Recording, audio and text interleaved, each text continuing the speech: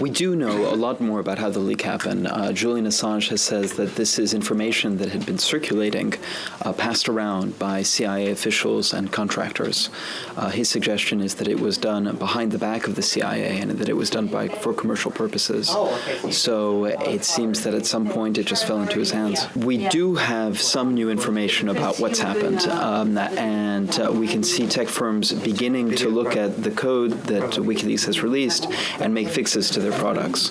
What WikiLeaks has announced, which is quite significant, is that they say that they are going to work with Silicon Valley firms in order to help them fix their products and help them defend against the CIA. The major development here is that WikiLeaks has announced that it's willing to work with American companies to help them fix their products and protect them against the Central Intelligence Agency.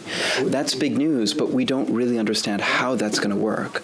So I think over the next days and weeks, we're going to get a better idea of whether or not companies like Google or Apple are actually going to work with Julian Assange over the objections of the Central Intelligence Agency. This is really unusual for WikiLeaks to do this kind of thing. Typically, they have often argued that no material should ever be redacted, that all material should be made public as soon as possible.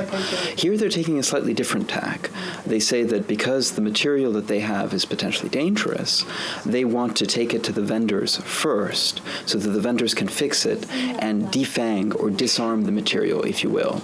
Afterward, WikiLeaks says that it will publish it in full.